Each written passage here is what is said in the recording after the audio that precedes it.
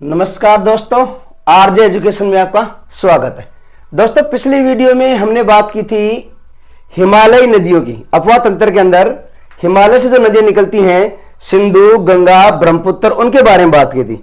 इस वीडियो में हम बात करेंगे प्रायद्वीपीय भारत की नदियां, अर्थात प्रायद्वीपीय भारत का अपवाह तंत्र। तो देखो, प्रायद्वीपीय भारत की जो प्रमुख नदियां हैं उनमें है महानदी, वर्धा, वैनगंगा, पैनगंगा। ये तीनों नदियां मिलकर के गोदावरी नदी की सहायक नदी, और गोदावरी नदी जो है ये दक्षिण भारत की सबसे बड़ी नदी है, अर्थात प्रायद्वीपीय भारत की सबसे बड़ी नदी है, जिससे वृद्ध गंगा भी कहा जाता है। इससे नीचे आता कृष्णा नदी, उससे नीचे पेन्नार, उससे नीचे कावेरी। ये तो बात कर ले हम बंगाल की खाड़ी में गिरने वाली नदियों की। अब यहां से क्वेश्चन कैसे बनता है मित्रों? प्रश्न ऐसे आता है कि निम्न में से दक्षिण भारत की नदियों का उत्तर से दक्षिण की ओर क्रम बताइए। तो ये हमें से क्रम पूछता है। तो देखो, वैनगंगा, वैनगंगा, वर्धा, पैनगंगा, कोई सा नाम आ सकता है।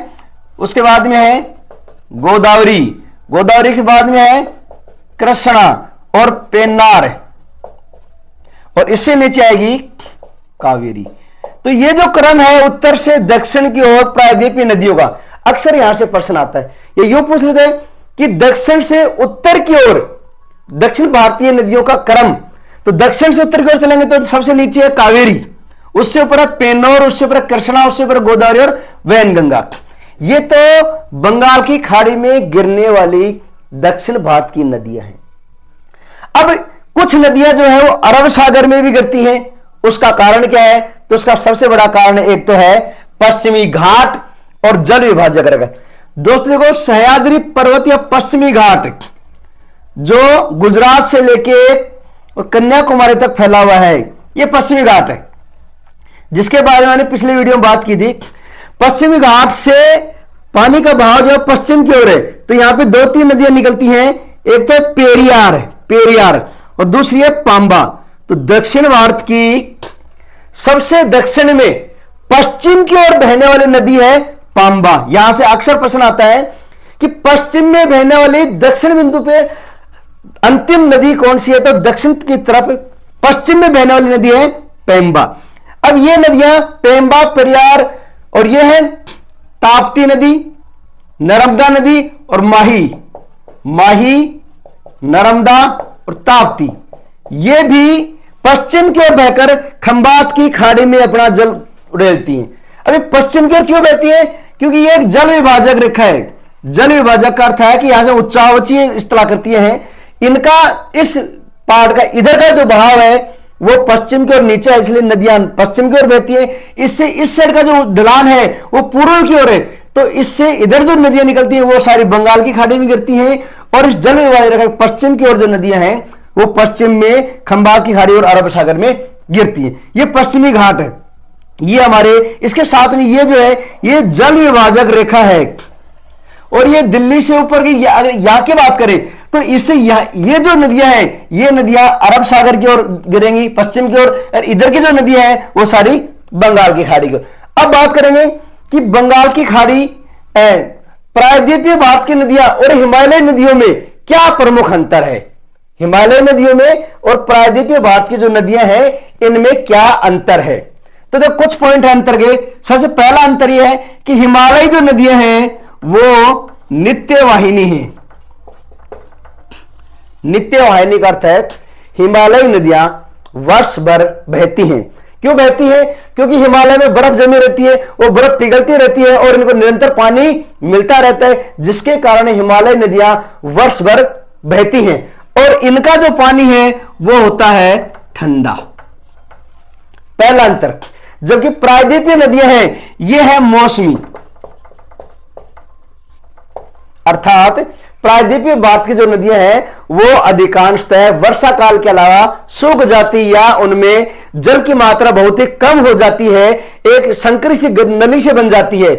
तो इनमें ये वर्ष भर नहीं बहती, विशेषतः वर्षा काल में ये बहती हैं, वर्षा काल में बहती हैं। और इनका जो पानी है वो ठंडा नहीं होता क्योंकि बारिश का पानी है, ये तो बर्फ का पानी इसलिए ठंडी होती है। तो पहला अंतर हो गया कि ये नित्यवाहिनी सदा निरा है और ये वर्षा काल में। दूसरा कारण, हिमालय नदियां हैं ये नवीन है, हिमालय जो नदियां हैं वो नवीन है और लगातार प्रगति कर रही हैं, नवीन। जबकि प्रायद्वीपीय भारत की जो नदियां हैं वो प्रौढ़ हैं, अर्थात प्राचीन हैं, प्राचीन हैं और अपने उच्चतम स्तर को पार कर चुकी हैं, प्राचीन है और ये नवीन है। तो इनका जो भाव है तेज होता है पहाड़ों में और समतल पर हो जाता है इनका मंद। जबकि ये जो नदियां हैं ये तेज बहाव के साथ बहती हैं कुछ समय के लिए, वर्षा काल में ये तेज बहाव के साथ बहती हैं। कौन सी नदियां? प्रायद्वीपीय भारत की नदियां। ये जो नदियां हिमालय नदियां ये सिंचाई का प्रमुख साधन है, ये सिंचाई के साधन के रूप में काम आती हैं। पंजाब, हरियाणा, बंगाल, बिहार, उड़ीसा, मध्य प्रदेश, इनमें सिंचाई के साधन के रूप में काम आती है नित्यवाहिनी नदियां। और ये जो नदियां हैं ये जल विद्युत का काम करती हैं, इनसे सिंचाई से ज्यादा जल विद्युत, क्योंकि इन पर बांध बनाए गए हैं और बांध बनाकर इन पर जल विद्युत के रूप में काम आती हैं। ये कुछ जो है कारण थे जो हिमालय नदियों के और प्रायद्वीपीय भारत की नदियों में कुछ अंतर है। इसके अलावा हिमालय की जो नदियां हैं इनमें प्रमुख नदी है गंगा, हिमालय में प्रमुख नदी है गंगा, सिंधु और ब्रह्मपुत्र। गंगा, सिंधु और ब्रह्मपुत्र। गंगा की सहायक नदी है यमुना और सोन। यहां पे देखो एक पहाड़ है, एक पर्वत है अमरकंटक, जिसका नाम है अमरकंटक। यहां से एक नदी निकलती है इधर, चंबल नदी जो यमुना में मिलती है। यहां से एक नदी निकलती है सोन नदी जो गंगा में मिलती है। ये गंगा है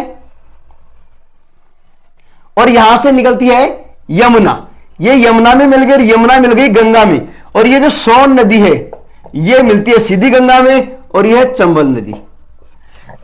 इसके अलावा प्रायद्वीपीय भारत की नदी है, वहां पे महाखड्ड पाए जाते हैं, महाखड्ड पाए जाते हैं क्योंकि बहाव तेज होता है, महाखड्ड पाए जाते हैं।